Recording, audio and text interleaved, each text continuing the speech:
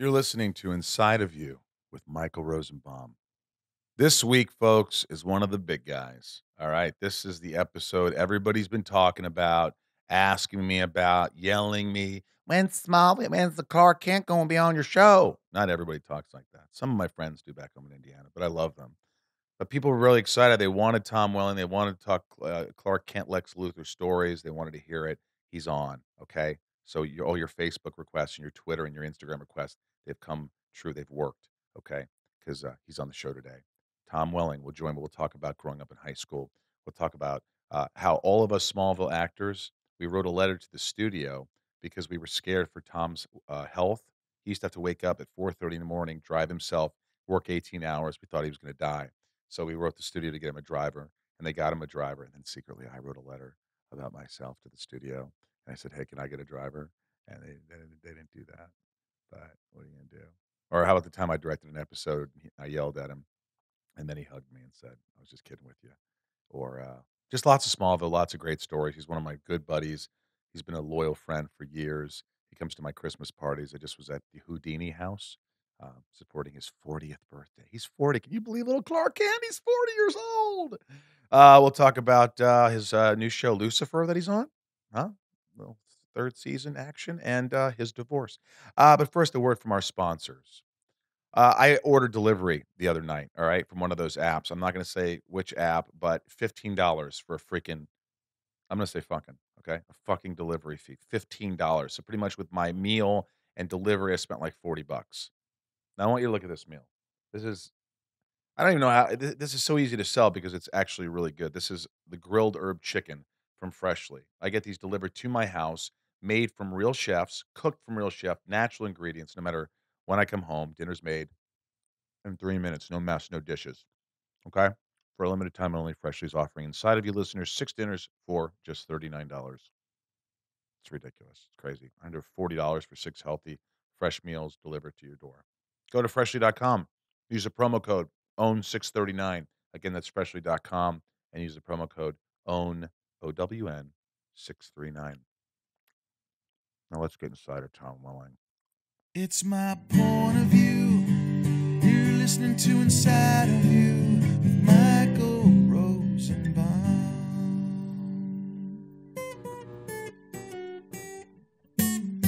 Inside of You with Michael Rosenbaum was not filmed in front of a live studio audience.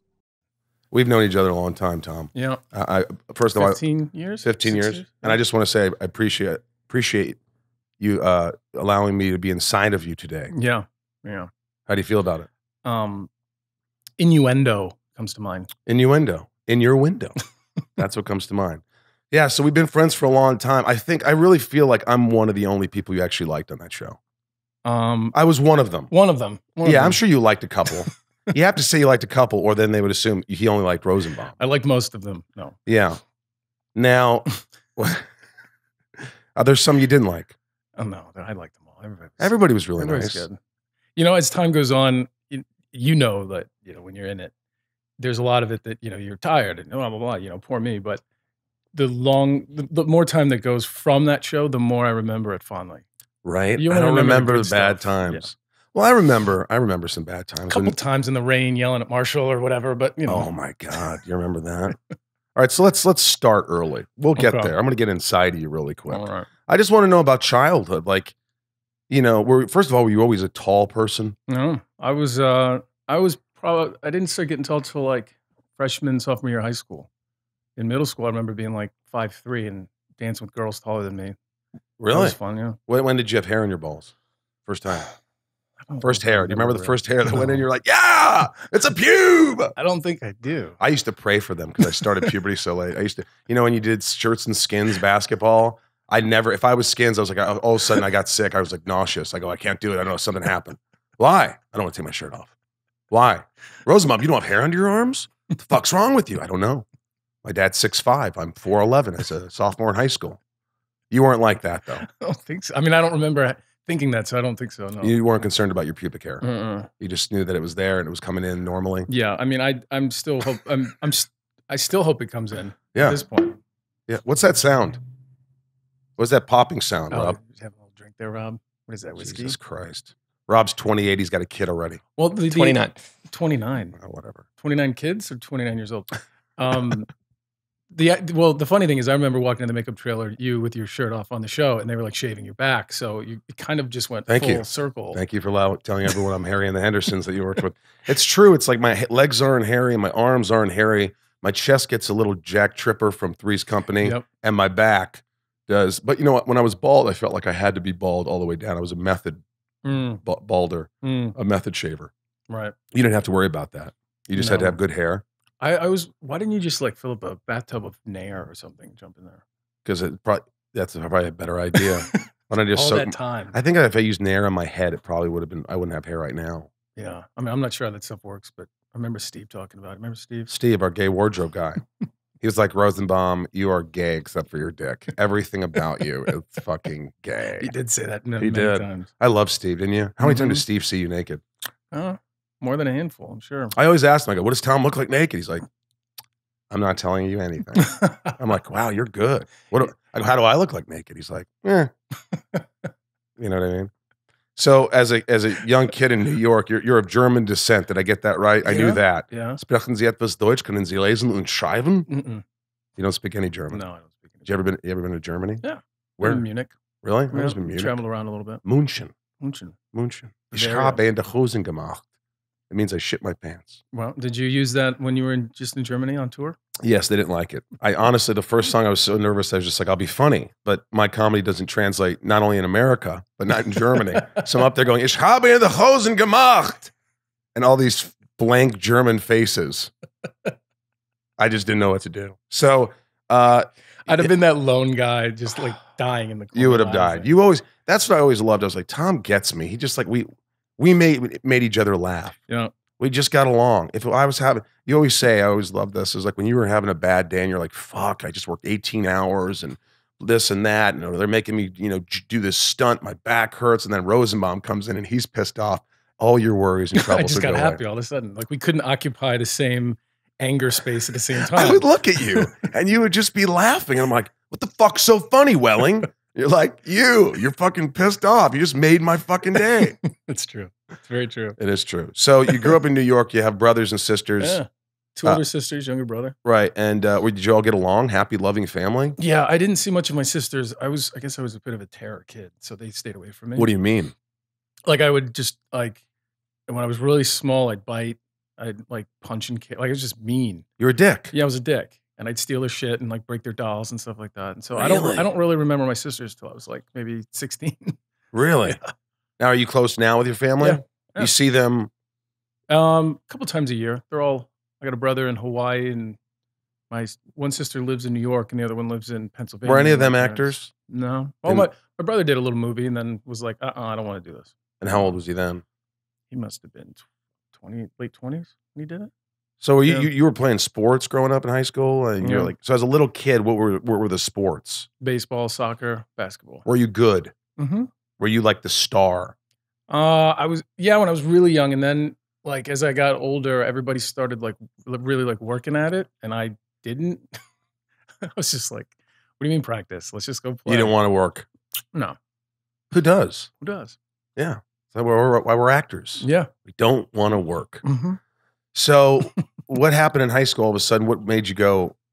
Was it? Jesus. So you're making the fucking noises. Yeah. So don't worry about Rob. He takes pictures. His first trade is he's a photographer. Not even for the show. Yeah, he's going to jerk off to these pictures later. Aren't we all? So when was the first time you said acting? I want to do a play. And why the hell would you do that? I guess when I was a little kid, I was in plays and musicals. When I was like in middle school, stuff like that.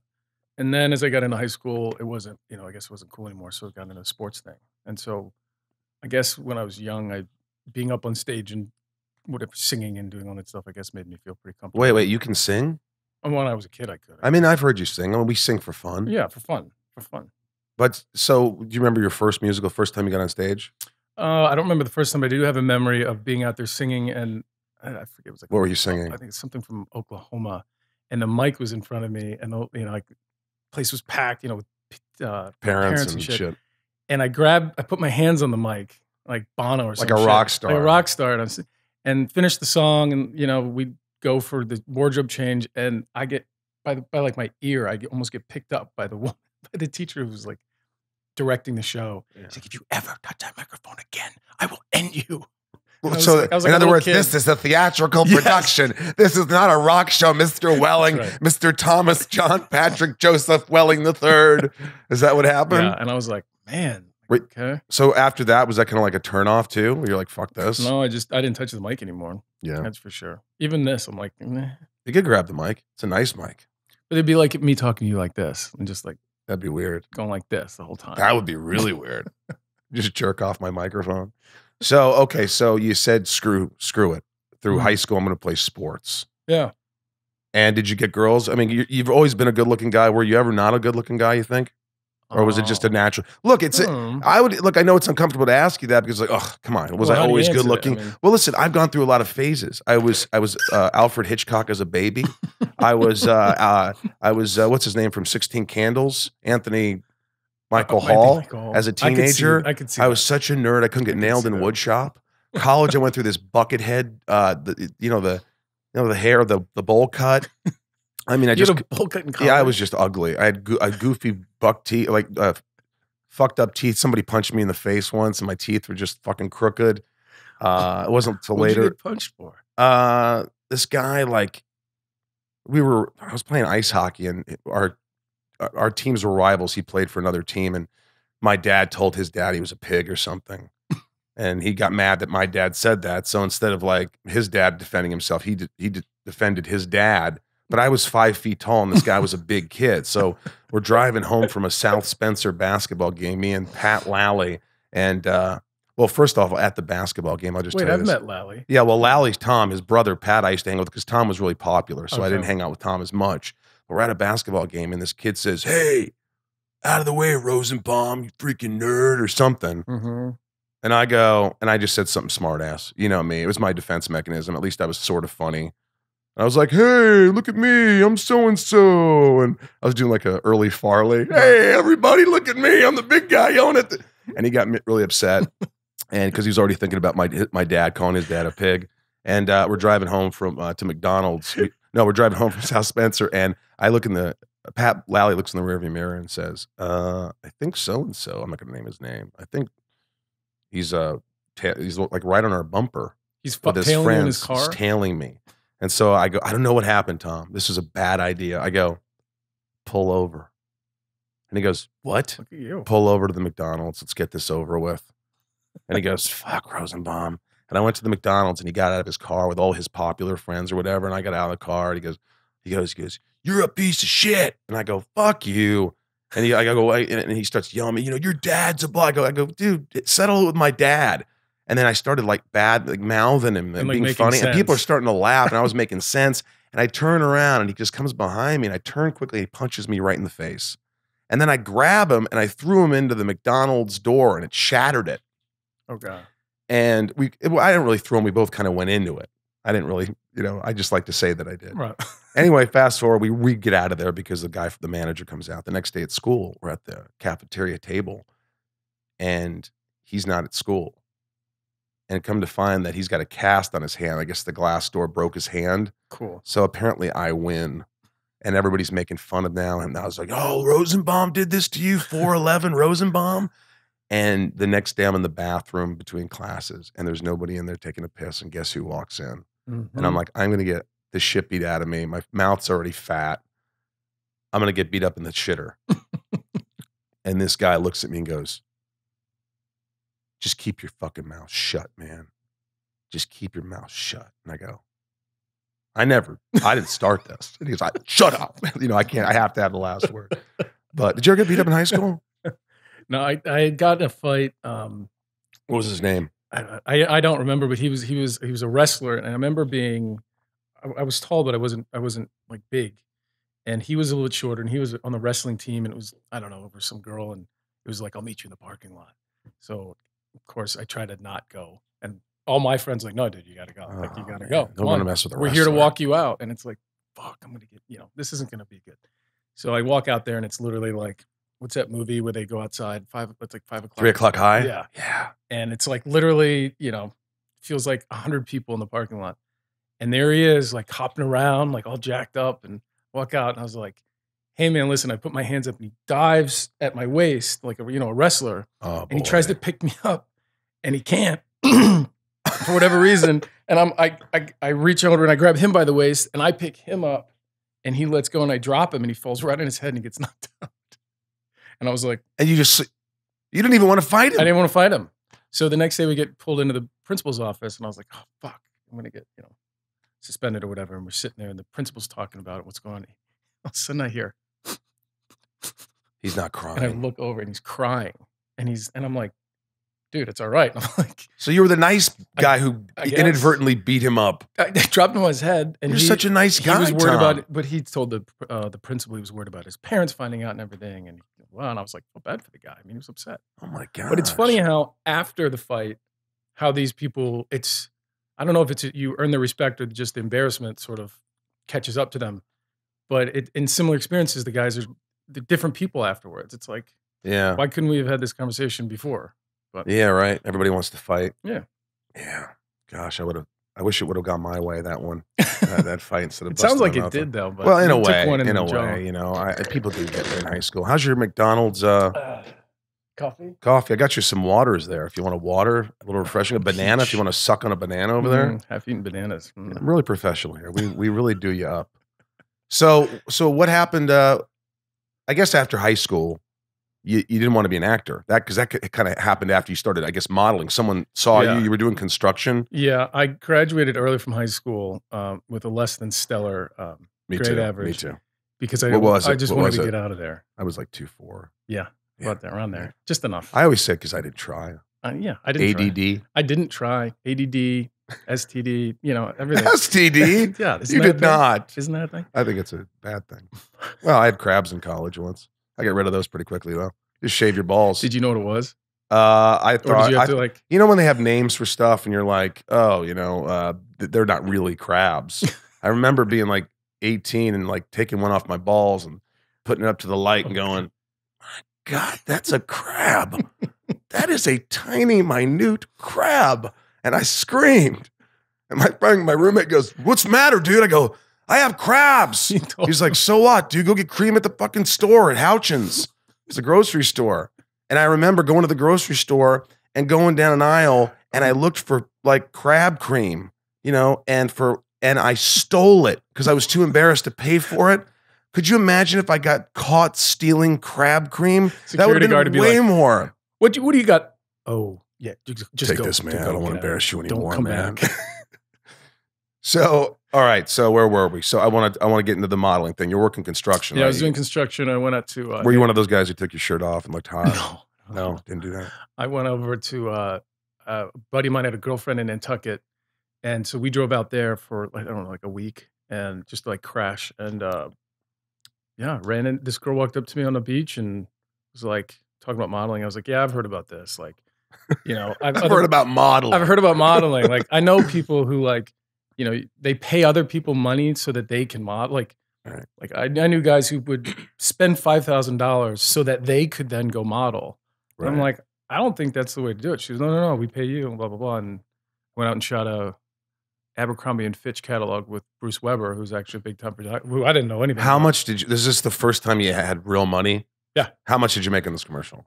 That was just a catalog. That was like a Abercrombie. and Yeah, Fitch, yeah. They used to come out with those things. It must have been. There's like $5,000 or $10,000. $5,000 or $10,000. How like old out are of you? nowhere. 18. 18. Yeah. $10,000 for taking pictures. And I'm like, this could work. This is This is a great, lot better than sweeping floors in an office in a construction building. Yeah. right? And that's what you're doing, sweeping floors. So now this starts. You start booking jobs. Yeah, I wasn't really good at the whole modeling thing because I was too tall. I was too like big. Right. Even when I did the whole like get skinny thing, I was still too. They want like 6'1", 160 guys. And they want these skinny guys, like Yeah. real skinny guys. And at that point, I was already like 6'3", and I was already too big. Did you have a girlfriend? Did you get girls in high school? Girls like There you? were girls around, yeah. Do you remember one specifically, like even like now when you're with your girlfriend or fiance? Do you ever think of her and go, man, I miss those boobs?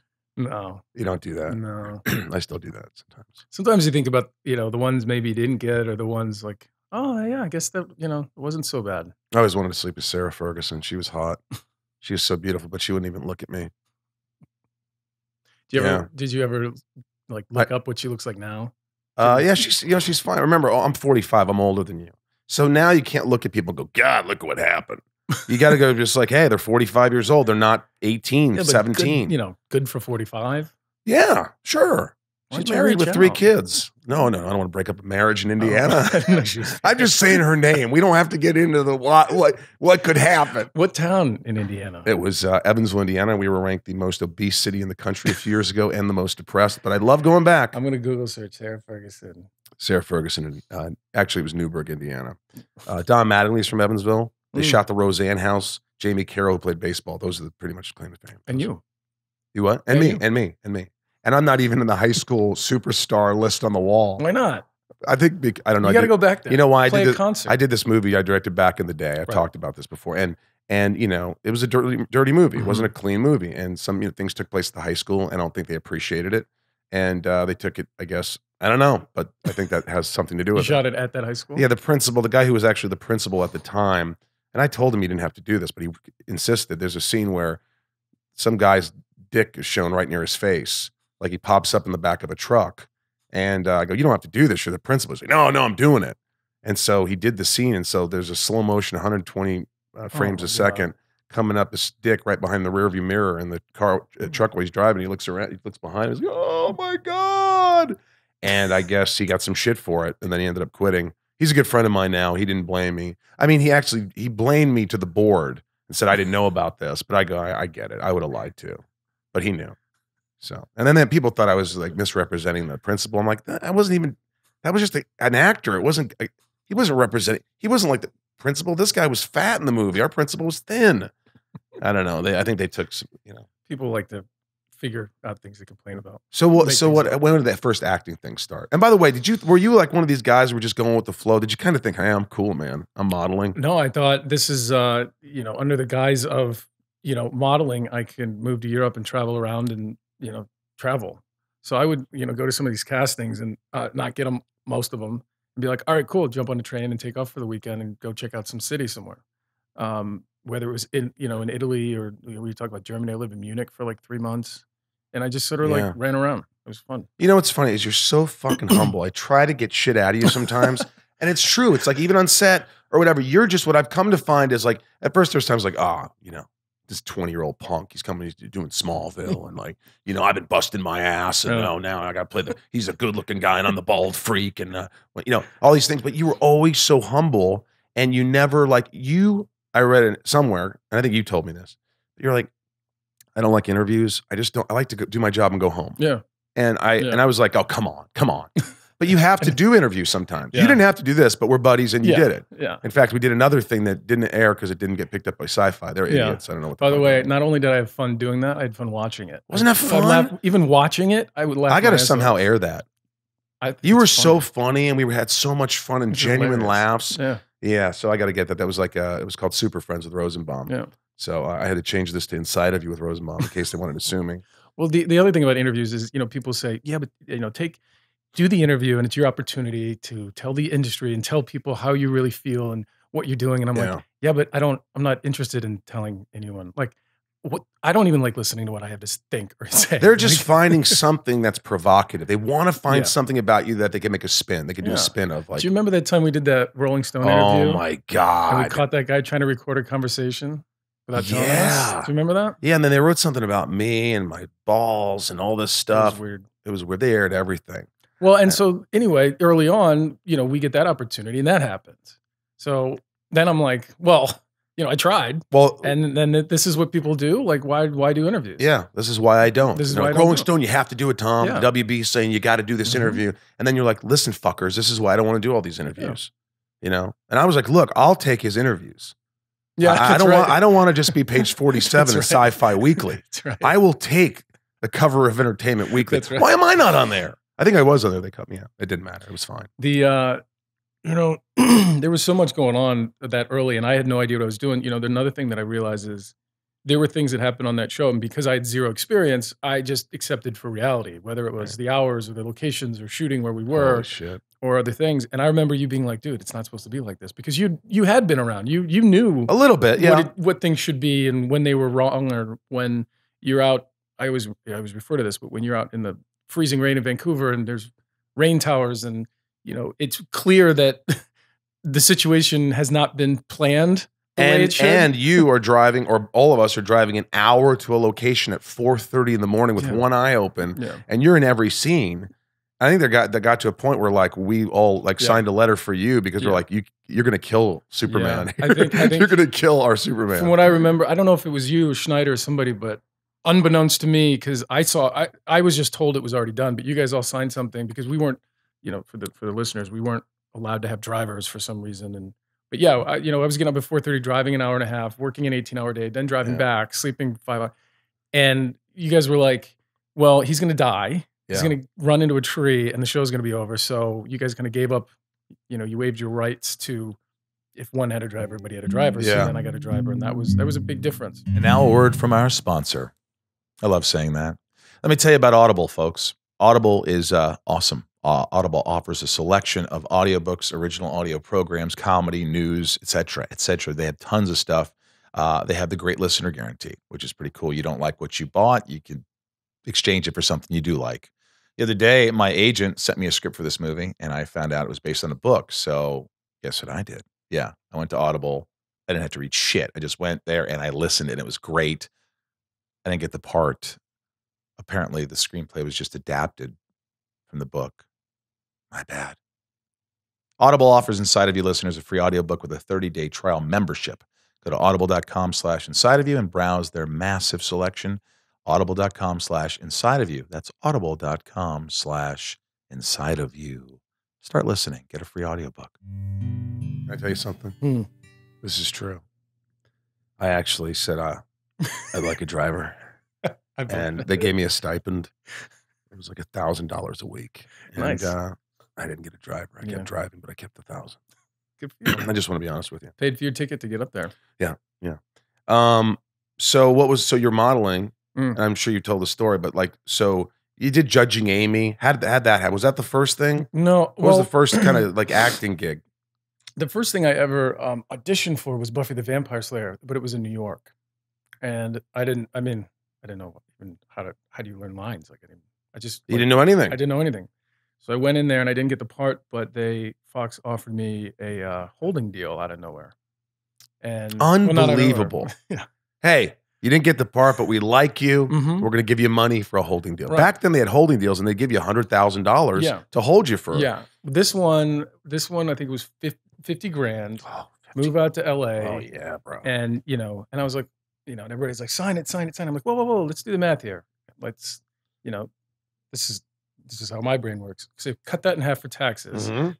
I don't have a 25. car. I'm going to have to buy a car. Sounds like your divorce. I get, Cut it in half. there you go. Jesus. Jesus Christ. We'll get into And that. then, get a place to live, buy a car. Agent, blah, blah. this, At that. the end of it, It's nothing. it's And they not own you. enough. And they own you. Right. And that's the part that I really didn't like. Yeah. So I turned that down, but moved to LA and then spent about 6 months auditioning and having people go, oh, you're just a little green. You're just a little green. I'm like, what does that mean? Nobody could tell me what that meant. Did you rage at all when you first moved out to LA? Because like when you're young, you got to rage a little. No, because you have to understand, I had just spent 2 years living in Europe, bouncing around, quote unquote, modeling, and then in New York. Like, So you already partied. I had already had a lot of fun. So Right. it wasn't. You wanted to get down to business. Yeah. What's the next step? Yeah. And what was the next step? Well, I ended up getting Judging Amy, and You auditioned for that. I did.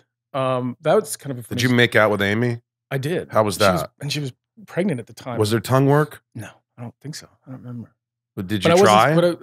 I mean, a guy who didn't know what he was doing, if you figure if we're kissing in a scene, we're doing tongue. I'm not going to go on a date and Yeah. kiss a girl and go, with no tongue. That's weird. She's like, what are you, 8?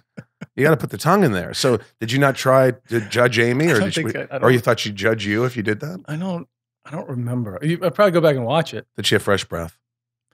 She must have, because I don't remember her not. Oh, because you always remember the bad breath. Yeah. Yeah. But I went into that audition, and it was me. I was like, I don't know, 21 or 22. Right. And all these guys in the room are like 45. And I'm like, fucking agent sucks. Like I knew from like even the modeling What world, is like he if you walk doing? into a room and there's a bunch of like skinny blonde haired guys and you're like a big dark haired guy, like you're getting Right. sent to the wrong fucking place. Yeah. So I'm like, motherfucker, and blah, blah, blah. So did the audition and I got a call a week later and turns out they had been looking for an older guy. They cast the guy. He couldn't do the job. So they were going to rewrite it so that her character's boyfriend is 20 years younger. And so they're like, we want you to come in. Right. So that's how that happened. And then right at the end of that is when the Smallville thing happened. So then I was gone to Vancouver. So it all did happen quick, even.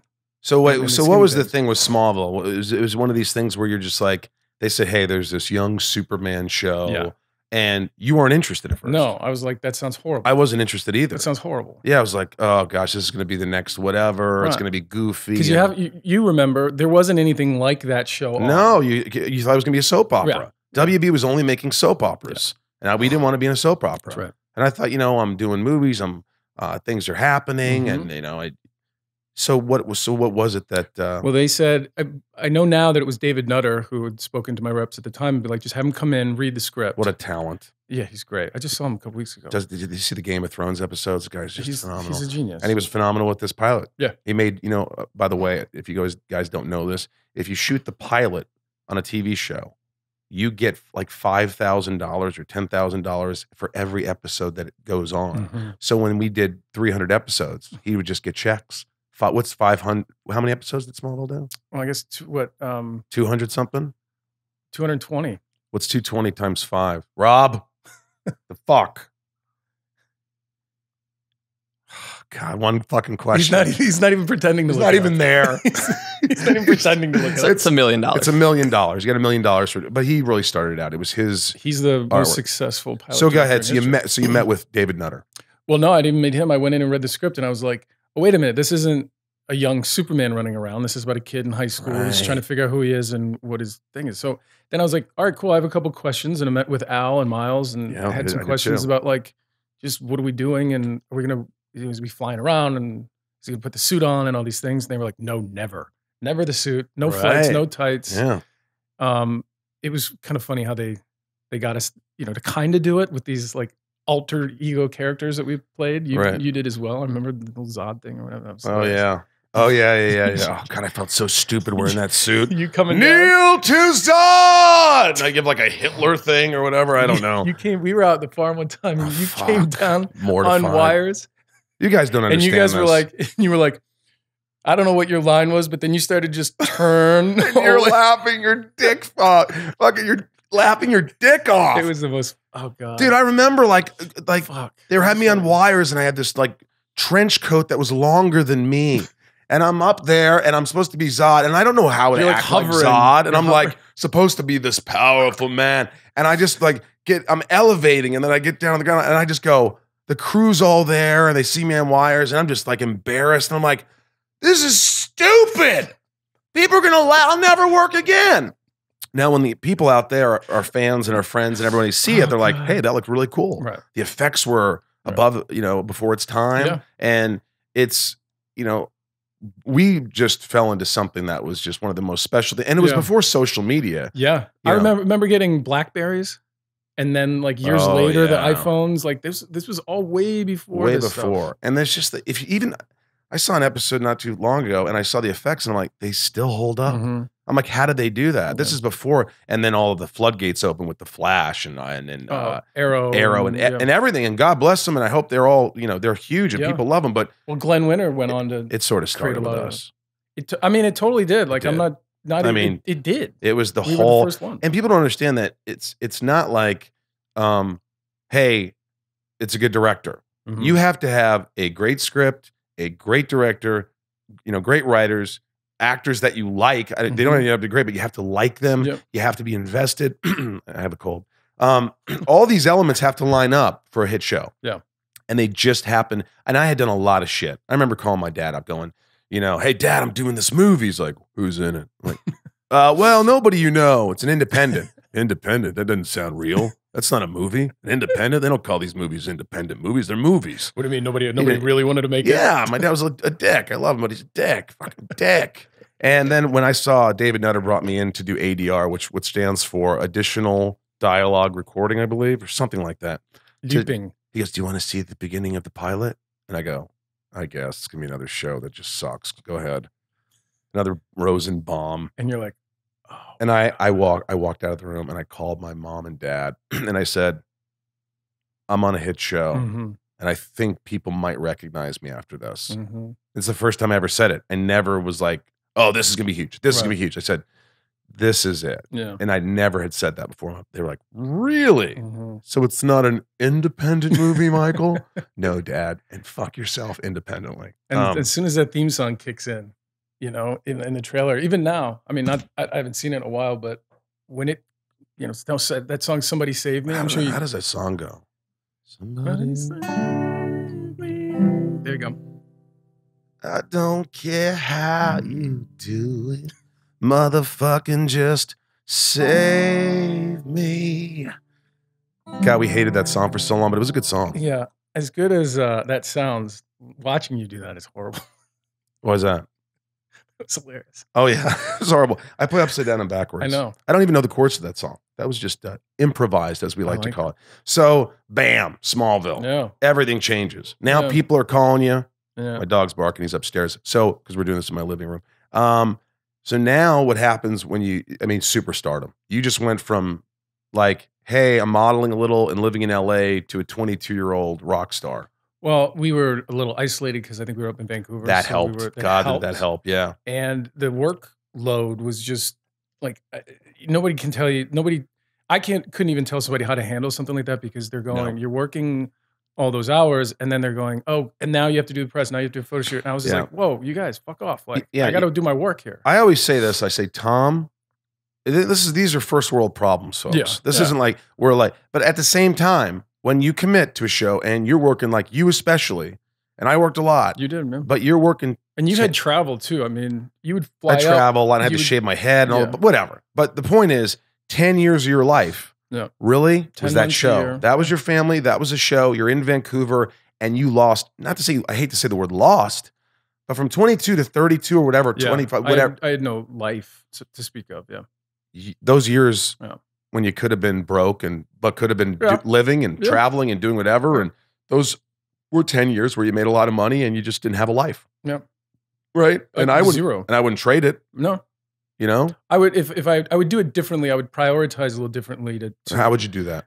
I would try to make more of an effort, I think, to live a life or to enjoy what I was doing as opposed to sort of like getting mad at it because of, you know, the exhaustion or, I mean, you're in a constant state of like jet lag when you're there. Yeah. But, you know, thank God I was surrounded, and I mean this sincerely, with you and the other cast members who were all happy to be, you know, everybody was happy to be there to do the good work. We really did get along. Yeah. We did. Nobody didn't get along, ever. Yeah. I think I probably lost my cool a couple times. I don't remember you. You don't remember me losing my Not cool? like for real losing your cool. Like, I remember yelling at you. Really? Yeah. I was directing an episode. But, well, here's what. Oh, wait. I don't know. And Allison's strap broke on her bra or something. I don't fucking know. The dolly grip broke. Everything was fucking going crazy. And we're 2 hours behind. And Marshall's already there. He's a guy producer who's like always cross his arms. He had a big belly. And I love and hate Marshall. We got into like almost some brawls. And you come on set and you're like, Rosenbaum, what the fuck are you doing? And I go, fuck you, Welling. Fucking Stanley Kubrick, Spielberg, fuck you. Because you already directed. And you go, dude, I'm just kidding. And I just looked at you and you gave me a big hug. But that was it. That was the only time you and I ever. Yeah. But even then, it's still, you know, it was just a foundation of love and support no matter what. It was. It's like, and look, we all know, we had all felt on our own that breaking point of exhaustion. And you recognize that you can like smell it on other people when they have it too. Yeah. And the best thing you can do is just sort of like laugh it off. Just fucking, you know, take a Norco. Mm-hmm. Just fucking chill out. I'm going to ask you a question. You could say fuck off, but I don't think you will say fuck off. We don't have to talk deeply about it. But, you know, you were married at a young age. Yeah. You were a young man. Yeah. How old were you? You crossed your legs on this one. I sense discomfort. Yeah. I sense the dark side coming. Yeah. You never talk about it. You're not an open guy. All I want to say is this. I fucking told you not to do it. Yeah.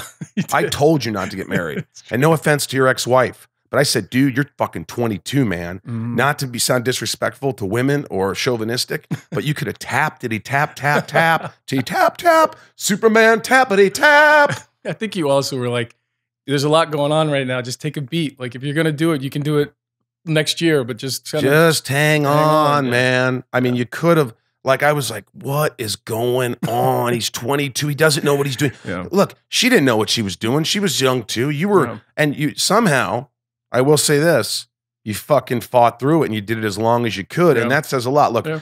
70% of marriages end in divorce or more, you know, and you with working so much, Yeah. it probably was not easy in the relationship. No. It was there. No. You're working 18 hours a day and you get home and all of a I sudden, wasn't around. you know, she wants to talk about something you don't want to talk about. It's not like you just, Yeah. you're arrested, You man. don't really have much. You don't really have much more to give once you get home. To be honest, like it's unfortunate. Maybe that's something that I realized too. Like you got to suck it up. You got to give maybe a little more effort.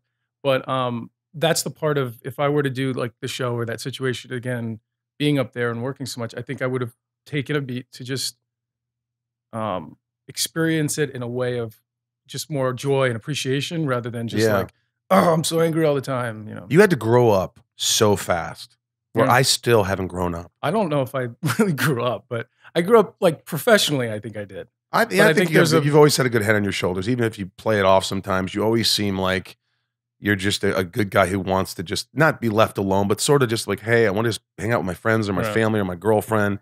And do you guys are in contact, your ex anymore? No, nothing? No. Zero. I'll be honest Yeah. with you. She Facebook requested me. And That's I hilarious. just, of course, I couldn't say yes. I mean, you know, my allegiance is with you, and I'm your, you know, you're my pal, and I'm not going to be like, hey, how are you? What's going on? You got any dirt on Tom? Like, I didn't really.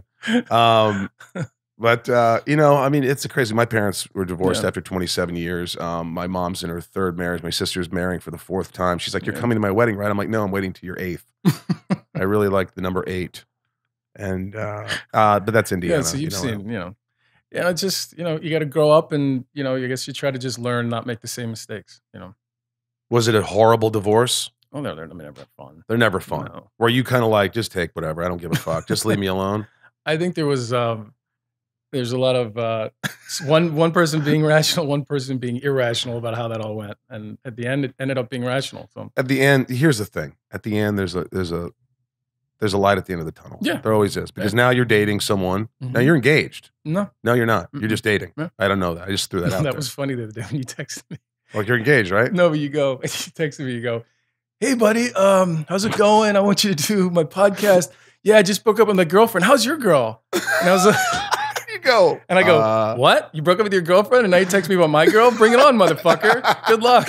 By the way, she's awesome. She's terrific. She's how long She's have you been terrific. dating? Couple years. Jessica. Mm-hmm. And her last name's Rose. Wouldn't it be easier if I dated her? Jessica Rose and Baum. Wouldn't that be easier? Yeah. Look, I don't have a chance. No. That's one thing you got to be, confident as. You never have to worry about a girl cheating on you. You're too handsome and you're just sweet as hell. You just don't have to worry about it.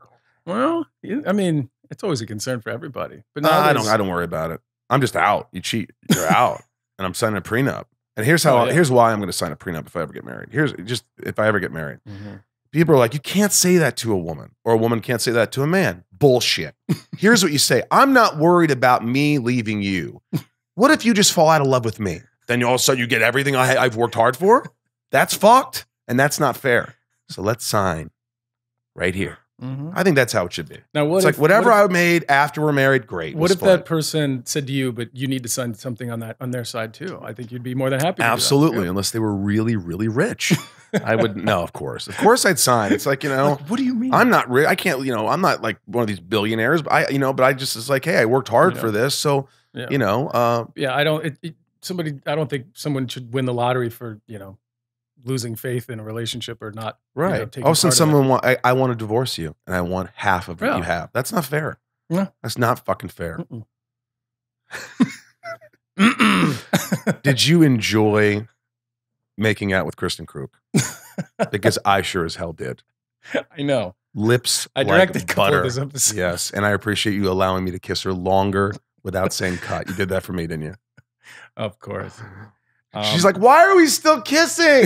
They're going to cut this. It's for Rosenbaum. He begged me before the take. I think that's actually, I think that did happen. And she was like, you guys. Oh my God. She was a treat. She was great because I think she got that. I think she understood you. She understood me. Like she understood the show. I think she understood the characters. She was perfect in that role as an actress and as a person. I remember going up to her and saying, hey, I just want to apologize now and be respectful. But if I don't plan on getting a boner, but it could happen. So I just want to apologize now. And if it doesn't happen, I don't want you to feel insulted. Yes. And I just want you to know. And she's like, we don't even like have a scene together today, right? And I'm like, I know that. I just feel like it could happen anytime I'm near you. There was a lot of like, oh, Michael. There's always a lot of that. There was one co-star that you did. You were always a gentleman. You were always like, you were always committed to your marriage and all that back then. And I never saw you like go. But I remember there was one girl you were smitten with, just like you thought she was cute. There was one girl. Yeah, you do. I forgot her name. Blonde. Oh, she was a guest star. I don't know, but I remember we looked at each other and we're like, in your head, you didn't say it, but I could see like it was the Jedi. It was like we were Jedis. We could talk to each other, or was that Rob? What's that shit called when you could talk? Telepathy. Telepathy. Thanks for your one right answer for the whole fucking podcast. No, but figure out that equation yet? Yeah, how much money? Well, he said $1 million. He said 1.1 million. 1.1 million. Thank you. An hour later, but I remember going. You looked at me and you're just like, if I wasn't married, and I'm like, and I would if she was interested. We both. That's what was said without saying. If she was interested in me, I could just see you being like, man, I swear, if she even would. So you've done a lot of other shit. I mean, people like at first it was like I think when you're younger and you get on a show and you're like, I'm Lex Luthor. You're like, God, I want to do other things though. And a lot of actors be like, I don't want to talk about that. I don't want to. There comes a time where you either like, look, I think. I embrace the shit out of it, and I think you do too now. It's one of those things where it's now, like, it took time because it's hard playing the same role, and you're like, hey, I'd like people to see me as another, some other way. But you have all these fans that support you and watch you and whatever you do. And to me, if somebody said, I think we've talked about this before in the show that never aired, but it was like, if this was all we did, would it be enough? Yeah. And I'm like, fuck yeah. I was a legendary character for 7 years. You were for 10 years. You made some money. You had fans. People enjoyed you. People like soldiers from Iraq would say, we watched sets of Smallville and it saved our lives. And I didn't believe it. I was like, this is impossible. But we touched so many people that don't you feel the same way? Yeah, I think now that the show's been over, I think we've had time to sort of reflect and have those experiences to understand that. Because when you're up there shooting it, you don't get to see. That's all there is. You don't meet the people who are actually fans and watching the show. So you don't. To you, it's just a lot of hard work. Yeah. But then you get a beat and, maybe you go to Comic-Con or maybe you go and instead of being out in front of a bunch of, what do you call it? Like interview people who are just trying to like find something out about you. You're actually in front of your fans who just really appreciate what you're doing. And that's when it's like, oh, wow, this is actually cool. It's in a way, it's like unconditional love. Yeah. It's like, I loved you and you gave me so much entertainment for all these years. And it's something really beautiful about that. So I'll go to conventions and people will come up and it's shocking to me. Yeah. It's joy and it's shocked that like my dad was sick and we watched this. This was our show together. And you don't think about those things when you're doing a show and you're working and you're this, but there's something pretty fucking cool about that. But you went on to do a lot of things. You worked with Steve Martin for Cheaper by the Dozen One. Your buddy. We almost worked with him at the same time. I had to wear a bad wig, which fucking pissed me off.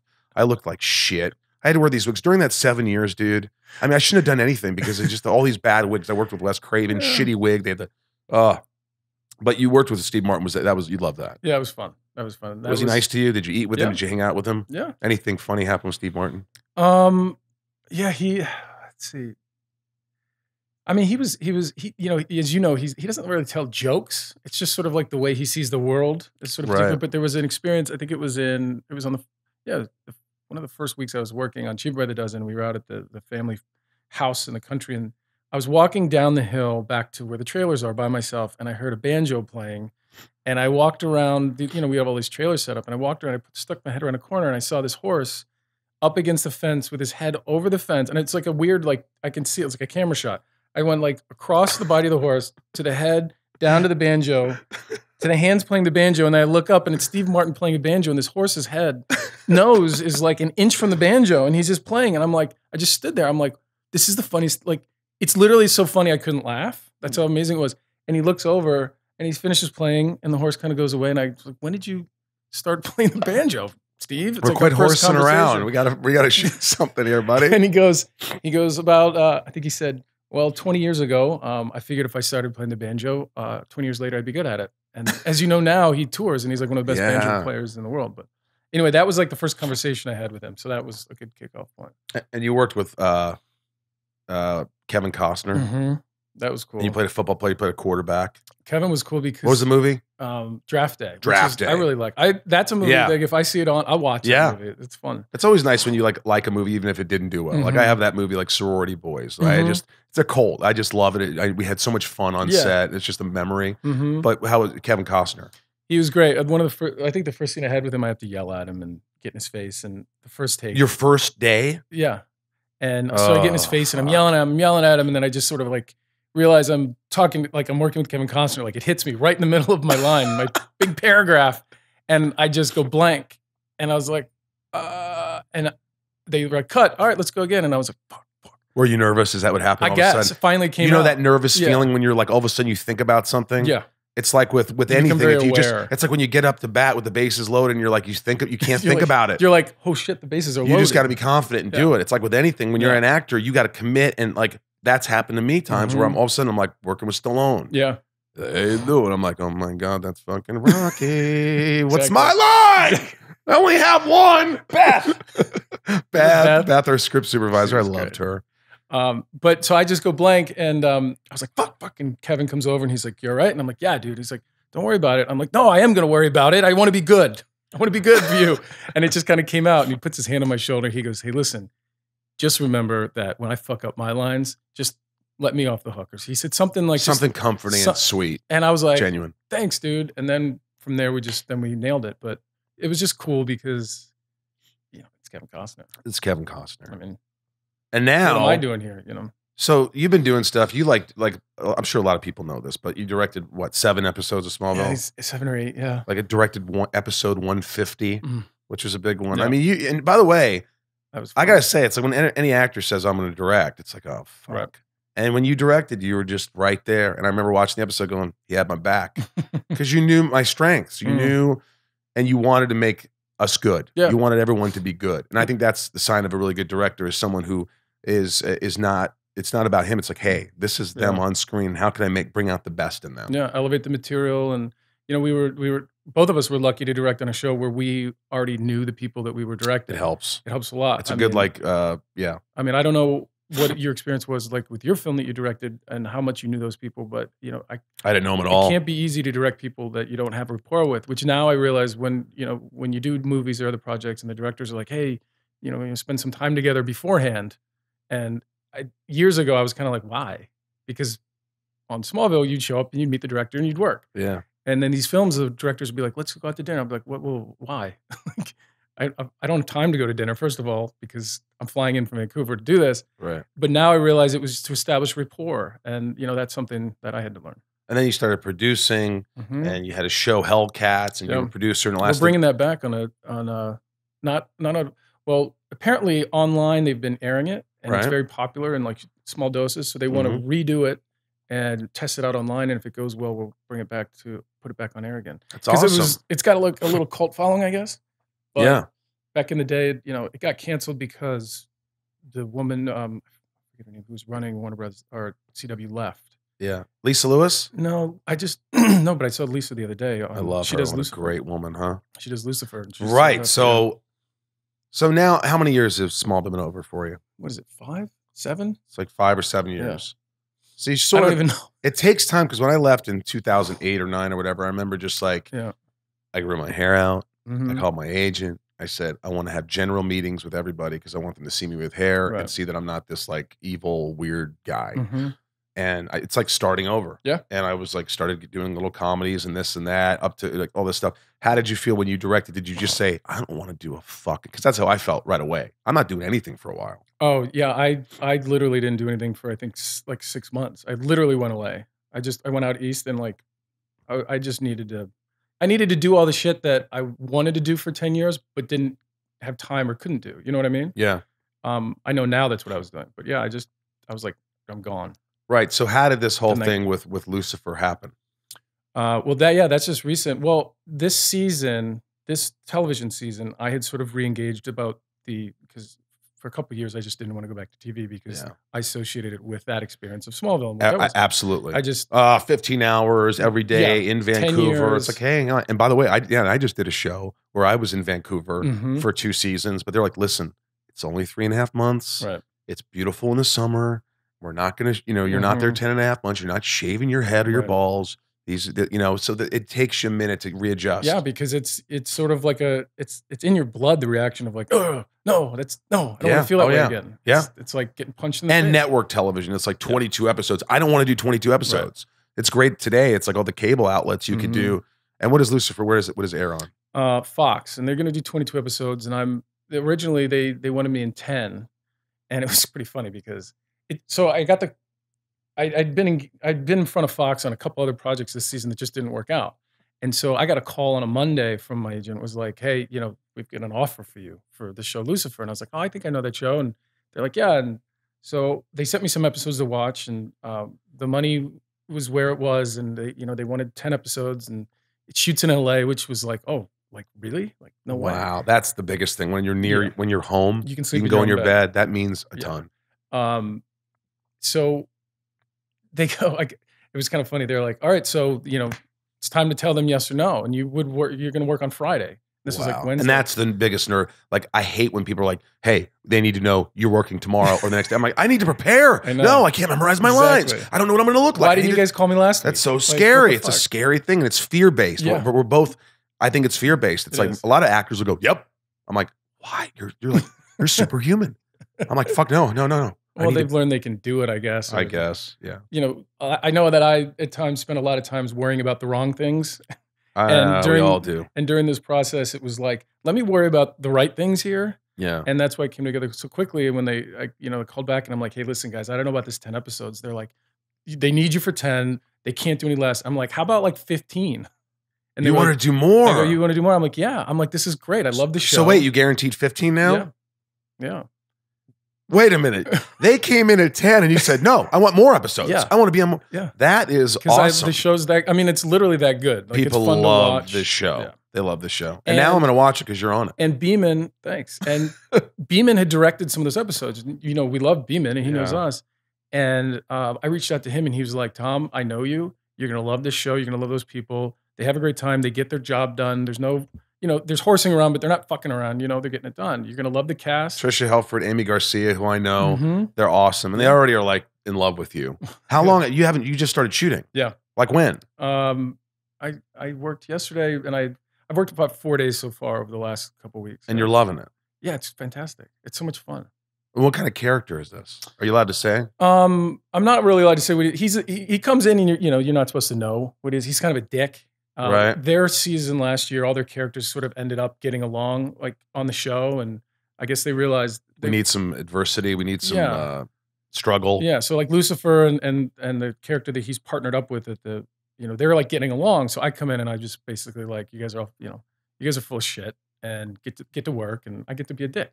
But you'll find out that no wonder you took it. There's a reason. I don't want to play the nice guy. Right. I don't want to play the right. It's always nice when you get to do that. Yeah, it's a different muscle, and it's a little more fun, and it's funny because one thing I like about this character is Lucifer comes in and he's like, hey, I'm Lucifer, and he kind of walks like this. Is that how he talks? He's English. He's English. Yeah. I'm Lucifer, and I'm so crazy and weird, and I know everything, and my character's like, yeah, anyway, and just sort of like walks past you just don't him. give a shit. I just don't care.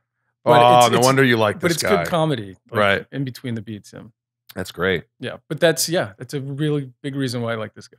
I like this. I like seeing you happy too. I mean, you're always a happy guy, but it's like you're picky. Yeah. You're picky, and you don't do you don't work. And people are like, well, what is he doing? I'm like, because Tom's worse. I mean, he's like, I don't want to fucking do it unless it.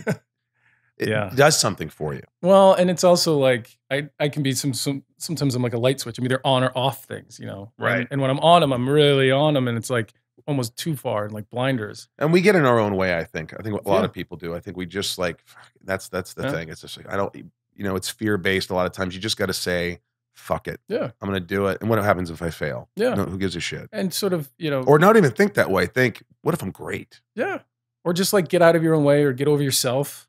Or what if I make money? Yeah. Yeah. You know, it's all good. Now a word from our sponsor. Hey folks, I don't like watches. I don't have a lot of watches. They're not my thing. But if I have to go on a date or, you know, look nice or look, I'm just gonna tell you, I went online and I saw these Movement watches. They're called Movement, and I took a chance and they're light, they're cool, they're not too flashy. Although they have flashier ones if you want, but most watches are like $400 or $500 and up, and I'm just like, these start at like $95. They're incredibly cool, and I think they're kind of sexy. Rob? Thank you. Thank you. Very agreeable, Rob. You can get 15% off these watches today with free shipping and free returns just by going to mvmt.com/inside of you. This watch has a clean design, and seriously, I've been getting compliments all day, mostly by Rob, my producer. mvmt.com/inside of you. But that's, you know, I think you're a lot braver than I am in a lot of those respects. And that's something that you inspire me. Like even with what you're doing, like the funny thing you said about going over and playing music in Germany or the stand-up. I mean, that's well, you know what? brave. Let me tell you, don't think for a second that I get on stage every time and I'm just like natural and not and just like fearless. In my head you are, because I haven't seen it. Right. The first time I get up on stage, Harlan goes, "Hey buddy," you know, Dumb and Dumber, something about Mary. He's like, "Hey buddy, open for me in Oxnard. It's 600 people, bud." And I went up there and I was driving with my two friends and I went backstage and threw up and had explosive diarrhea for a good 25 minutes. I was dehydrated. I was lightheaded. Right. And I was just so nervous. And it's amazing how then adrenaline kicks in and your adrenaline sort of helps you. And you're like, hey, and then you have this, you know, you get to just trust yourself. And I'm like, why do I go through all this struggle of getting nervous and throwing up and getting all these? Why does this keep happening? And my therapist says, because this is your process. This is what you do. I go, so I have to have explosive diarrhea and throw up every fucking time? It's this weird way of. Do you get like that? Anything like that? Well, it's what, and I sort of mentioned this earlier, it is your process. And what I've tried to do is go, all right, why do I have to get so angry and anxious and mad to get focused? Well, it's such a waste of energy. It's such a waste of energy. It really, like, why can't I just go, why can't that be a better process and I can save energy and be a happier person? Yeah. Because I think that was part of my process. Now, as far as throwing up and diarrhea, that hasn't happened. Yeah, that happened also when I went to Germany with the band. I never really performed in front of a lot of people, and I was just, it's like unbelievable. And I just said to myself, hey man, this is bucket list stuff. This is like, if I suck, I suck. It's gonna be worse if I don't do it. Yeah, what am I gonna be 80 years old and go, why didn't I do that? Who cares if you failed? The only way to really make it or do what you want to do in life is to find out if you're good at it. And if you're not, then you go in a different direction. Yeah. You know? And if you fear, you know, if not doing it, if you fear not doing it more, then that's also a process that could be motivating. So yeah.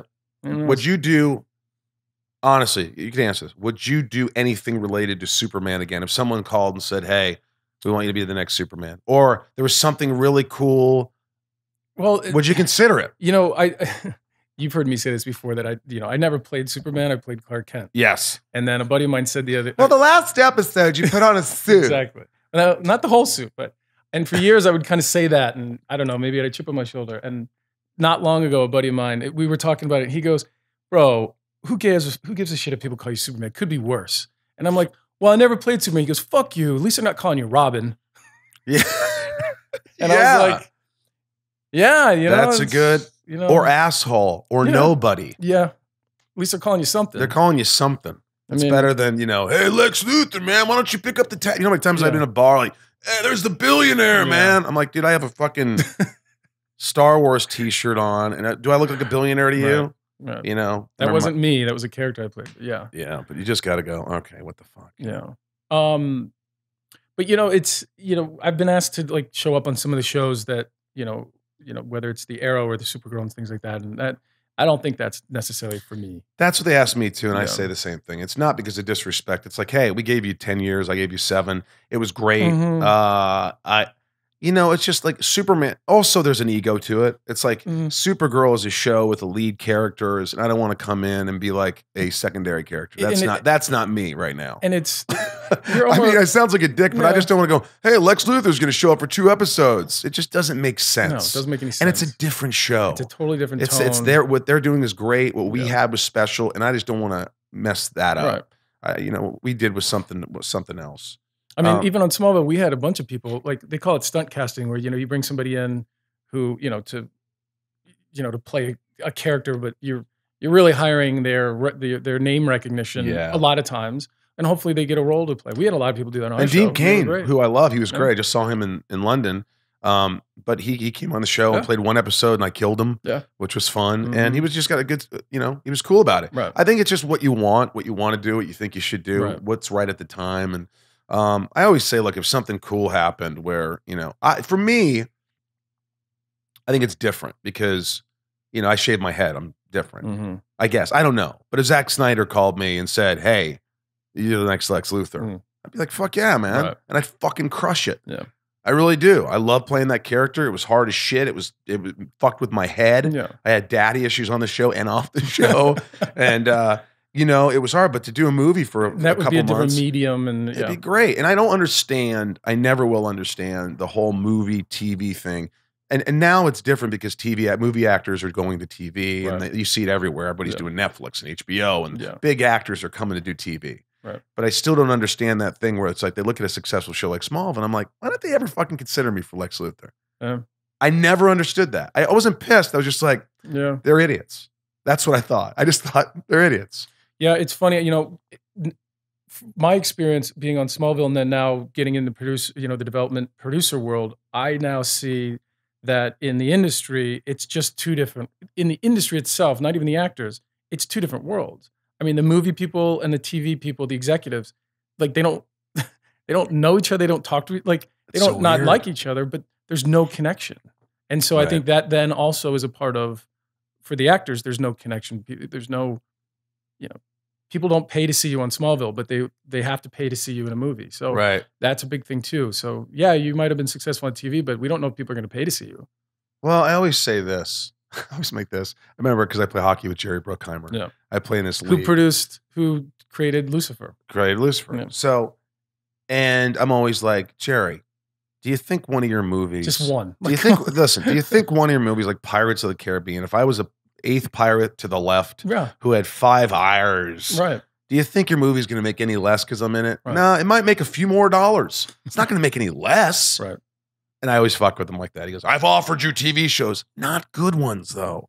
He has a couple of pilots that weren't great, but they didn't get picked up. But Lucifer's a great show. Yeah. And Jerry's a brilliant guy. He knows what he's doing. And he's the one who told me to do stand-up early on. He's like, you need to do that.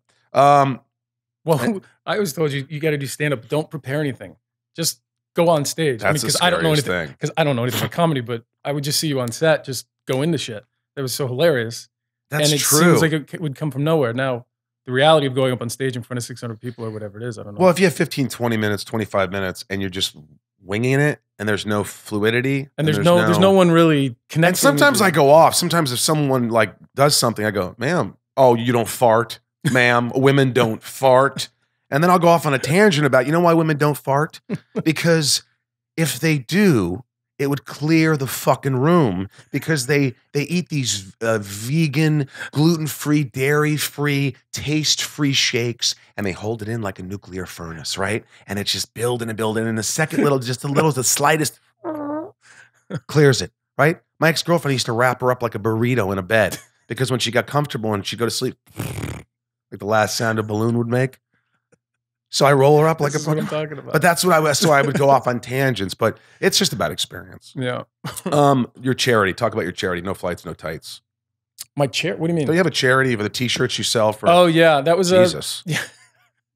I just said charity. John Patrick Welling the Eighth. Yeah, we did that to benefit St. Jude's. There was a company that just said, hey, that we can do this, and And I was like, no, I don't do stuff like that. You know, I've never done. And they were like, no, but It's like, for kids. it's for, like, think about it this way. And so, and that was another situation where it was like, you know, get over yourself. Yeah. You know what I mean? Like, come on, dude. Right. And so we were able to help out a little bit. How much did it help out? A lot, couple thousands. How much? That's for charity. So Yeah, I was it mean- over 100,000? Eh. You didn't ask me to donate. I would have donated. Well, I didn't ask anyone specifically.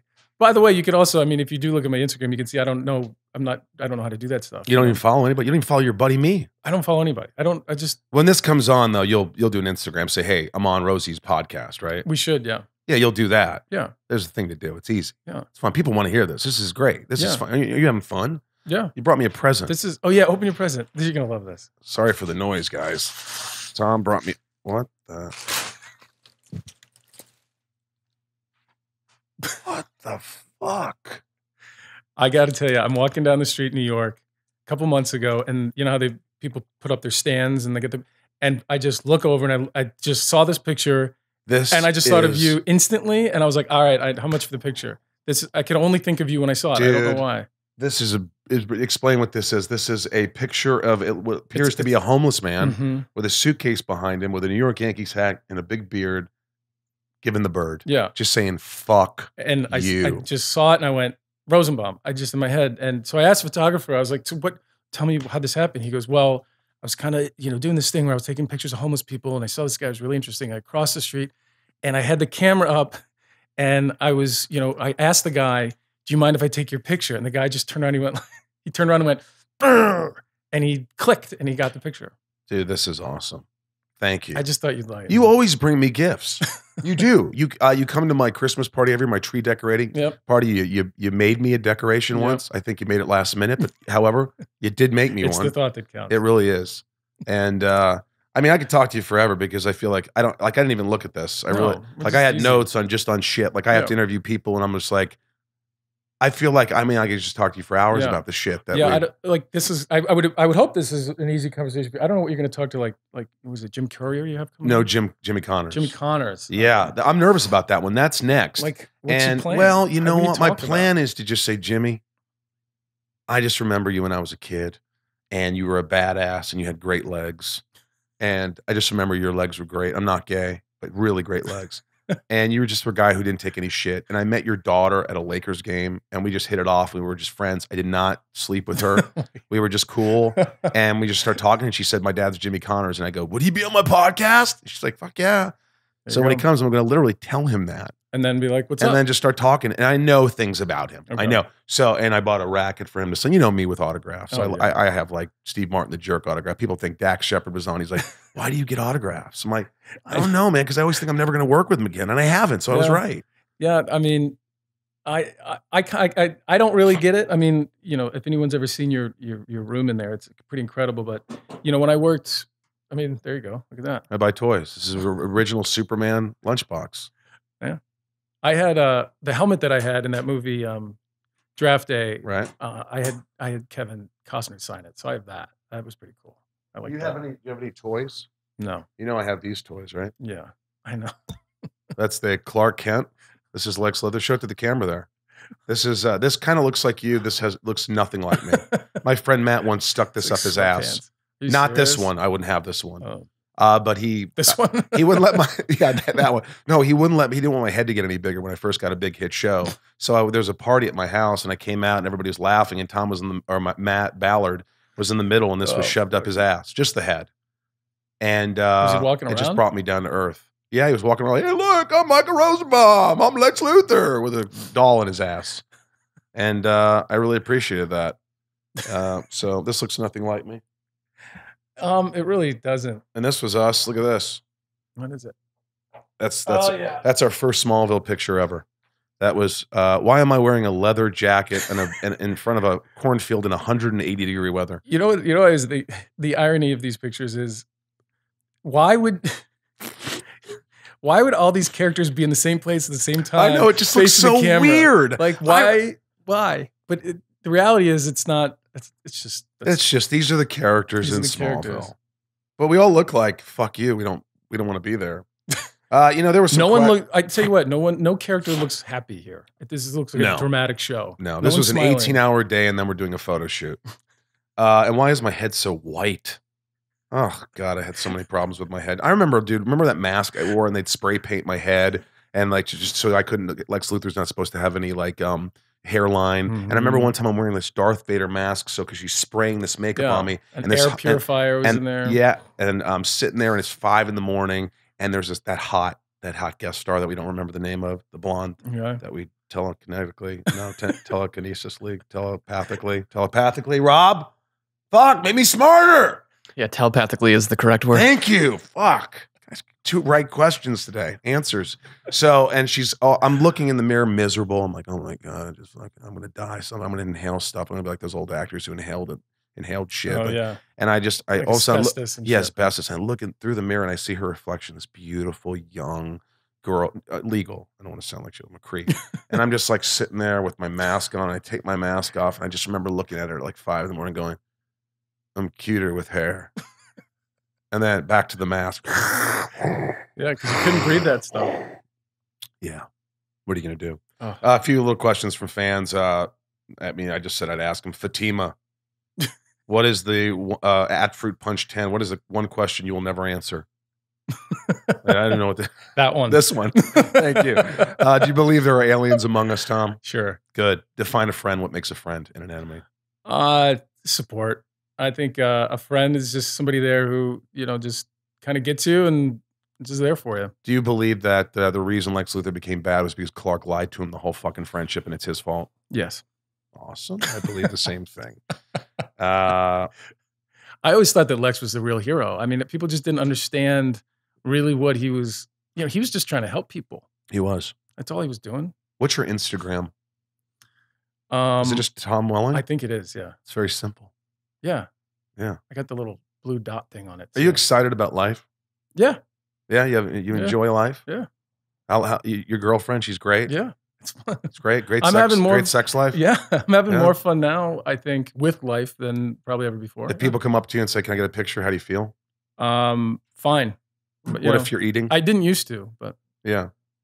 No, I think it took me a while to understand that it's not about me, because it's like, first of all, it was like, why would you want your picture with me? Like, I don't get it. Right. I don't get it. Because you're handsome and you're a superstar. But I never wanted my picture with anybody. So but when I realized it's not about me, it's about them and, they. Do you ever do this? Sometimes I'm out with like my friends, like one of my friends, John Heater or Dak Shepard, friends that are, I'll be with them and then we'll go and someone will recognize them and go, can I get a picture? And I'll hold the camera. Do you ever think like me when they do that to you? Do you think, gosh, hey, I was somebody too. Do you ever do that? Like, why don't they want my picture? No, I've been out with friends who've been recognized and I've not. And I'm like, yes. Oh, you like I'm it? like, no, yes. I'm fine with it. I'm fine with it. Is there anything you want to ask me? I have a cold, by the way, if I sound like shit. No, I mean. I'm an open book. I know. I mean, I'm just not that interested, I guess. Do you ever smoke pot? I have. Yeah, do you like it? Yeah. It's one of those things where like, I don't know if I'm good at it, so I'm kind of like, I'm not, you don't know if you're good at smoking pot? No, like it just. Nobody's good at it. I mean, it's like, I just got to make sure it's the right, my friend Carl McDowell, I only smoke his weed.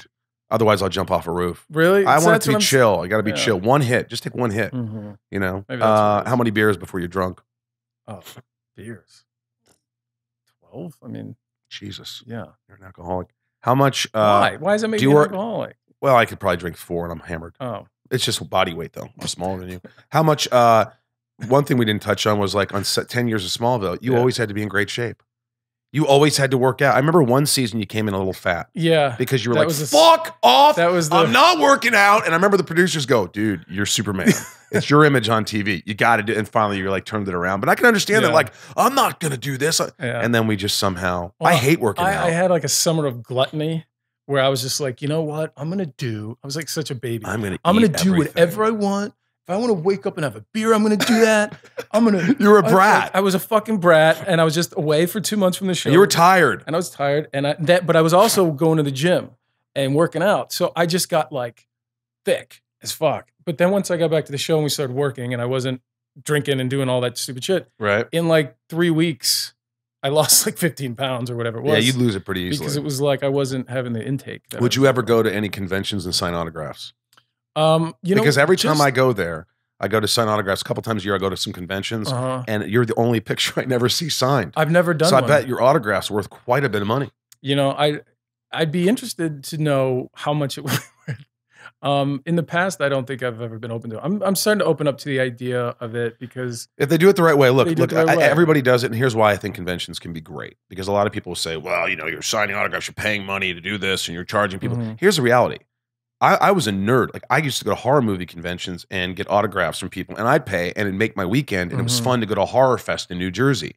So some of these people, it's not like you're taking a trip to the Bahamas. For them, it is a trip to the Bahamas. They want to go meet the people that they love, the people that, and they want to get a chance to meet them and get an autograph, and it means the world to them. So it's like double. It's like we both benefit. It's like I get to go to Dublin next week, you know, and they get to come out. We all get to hang out and whatever.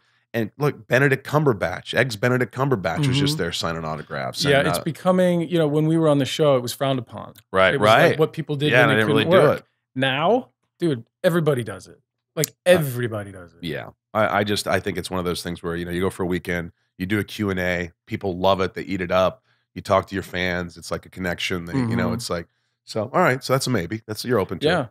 I mean, we should probably talk about it because you've done them. I've never done one. I've got a woman who she's just awesome because she doesn't take any shit and she does it the right way and she's really respected. And she said, if you ever wanted, I'm sure they could do something where, I mean, Benedict Cumberbatch came in for like one, you know who he is, right? They came in for one day. He did one day. I think Val Kilmer, like everybody does it. You're right. Everybody does it. So it's, you know, it's like when Instagram and all that stuff came in, social media, it was like, you know, Nobody wanted to do it. And now you have to do it. Like, if you don't do it, people will get mad at you. Yeah. I think, though, if I wasn't an actor and I was just like, I'm retiring, which could be any moment, I probably wouldn't do social media. I think it's fun because it's a connection with your fans and your friends and all these things. But it is, it's a lot of work.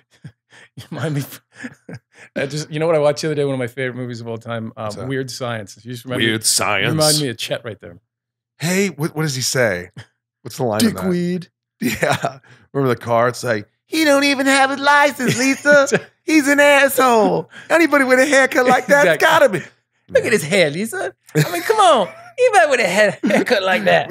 Because they just got back from the bar where he's like, getting all drunk. Oh, man. We used to do impressions to each other. I think that's what, like, the best thing about it is, like, you and I would just do dueling Christopher Walkens. Yeah. We'd get up there, and I'd even say my lines, and then you go, Lex.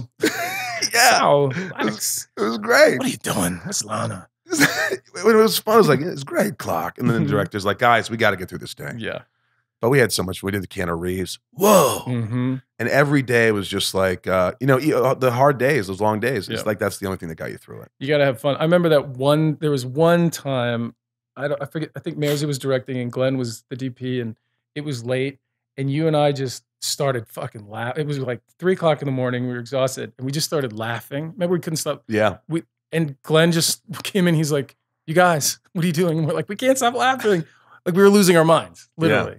And then like 5 minutes went by, and we kind of came back. But you kind of go a little crazy. You do go a little crazy. Yeah. Did you miss me when I left season 7? Honestly, don't lie. Don't lie. I did. Well, because it was always fun. I always had such a good time when you came in. And it was just, you know, you was different. That character was very different. You know, I got to do things with your character that I didn't get to do with everybody else. Yeah. And, we complimented each other. Yeah. And like, you know, you're a fantastic actor. And I learned a lot from you because I had to because I didn't know what the fuck I was doing. Well, you were 22, dude. But I would see you do things. I'd be like, oh, I didn't know you could do that. Like, I saw what he did with that line and stuff like that. So or do whatever the hell you want. Yeah. It's like, I saw that as the series went on, as you started to just do what the fuck you wanted. Yeah. And you didn't care about like direction. If someone said that, yeah, I don't think that's right. And then you were constructively, and you would just, all of a sudden I saw you grow. You just grew. You just was like, wow, now he's directing. Now you just became, it's all, you know, you committed. To it, which was awesome. Yeah. Well, you know, I had Rob, do you have anything last? By the way, he never seen this fucking show.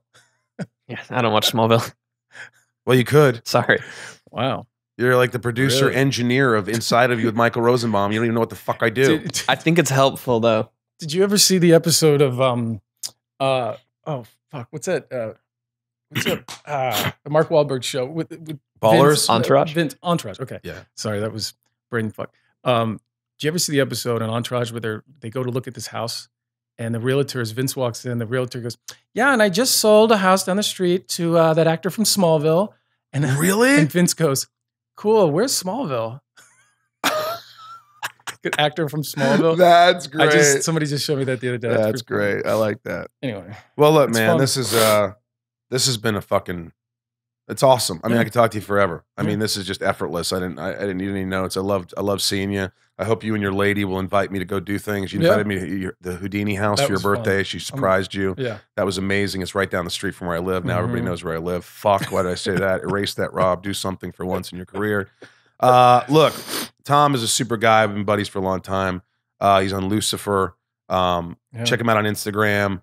I don't know what else to say other than thank you for allowing me to be inside you today. And I appreciate it. It was You it really- appreciated me it really- inside you? I really appreciate you inside of me. It just felt like home. didn't it? This is so fun. All right. I think I need some cold I medicine. gotta go. Yeah, I gotta go too. This is so I'm busy. All right. We should get a picture with that or something, right? How does that all work?